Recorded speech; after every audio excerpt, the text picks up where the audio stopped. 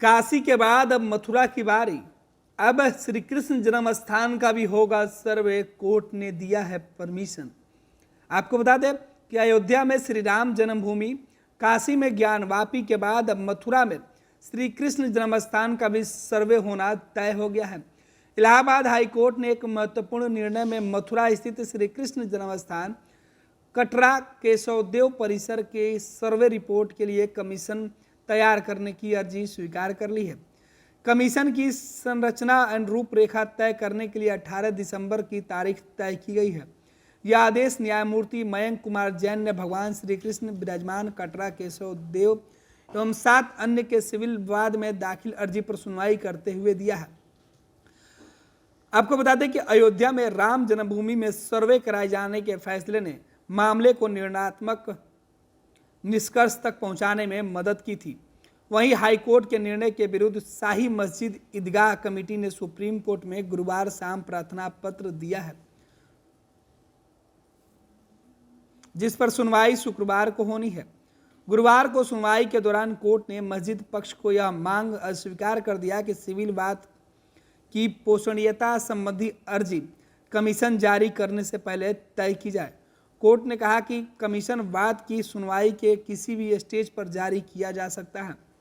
ऐसा कोई stress jacket formula नहीं है कि कोर्ट किसी अर्जी की पहले सुनवाई करे। कोई भी पक्ष कोर्ट को अपनी अर्जी पहले सुनने के लिए मजबूर नहीं कर सकता है। कोर्ट ने यह भी कहा कि कमीशन जारी करने की अर्जी पहले दाखिल की गई थी। सुनवाई एवं निस्तारण तिथि पर सिविल वाद की पोषणीयता पर कानूनी आपत्ति की गई है। कमीशन जारी करने की अर्जी पर शाही मस्जिद ईदगाह की तरफ से आपत्ति दाखिल की गई है और वाद को पोषणीयता अर्जी पर वादी पक्ष को आपत्ति दाखिल करने का समय दिया गया है। बिना विरोधी पक्ष को सुने कोई अर्जी तय नहीं की जा सकती है। कमीशन जारी करने की अर्जी सुनवाई के लिए तैयार है। यह भी कहा गया है कि कमीशन जारी करने से किसी को कोई नुकसान नहीं होगा। कमीशन रिपोर्ट पर कोर्ट में साक्ष्य लिए जाएंगे। आपको बता दें कि कोर्ट के अंदर यह भी बात हुआ। ये कोर्ट कमीशन में न्यायालय की ओर से नियुक्त अधिवक्ता विवादित भूमि का वादी और प्रतिवादी भी मौजूदगी में अवलोकन करते हैं। आपको बता दें कि आखिर ये कोर्ट कमीशन क्या होता है। दरअसल कोर्ट कमीशन में न्यायालय की ओर से नियुक्त अधिवक्ता विवादित भूमि का वादी और प्रतिवादी की मौजूदगी में अवलोकन करते हैं। कितनी भूमि में क्या बना है इसे देखते हैं और इसकी रिपोर्ट न्यायालय में दाखिल करते हैं, जिसके बाद कोर्ट आवश्यक निर्देश के साथ स्थलीय निरीक्षण रिपोर्ट पेश करने का आदेश देकर कोर्ट कमिश्नर भेजता है। उसकी रिपोर्ट साक्ष्य के रूप में इस्तेमाल किया जाता है। आपको बता दें कि मथुरा की शाही मस्जिद के स्तंभ पर हिंदू धार्मिक प्रतीक होने का दावा किया गया है। मंदिर पक्ष के अधिवक्ता हरिशंकर जैन, विष्णु शंकर जैन और प्रभास पांडे की तरफ से दाखिल अर्जी में यह दावा किया गया है कि भगवान श्री कृष्ण का जन्म स्थान मस्जिद के नीचे है।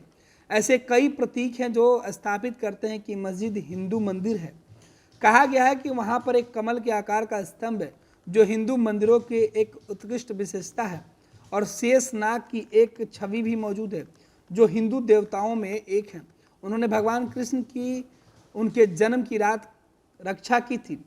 ये भी कहा गया कि मस्जिद के स्तंभ के आधार पर हिंदू धार्मिक प्रतीक और नक्काशी दिखाई देती है।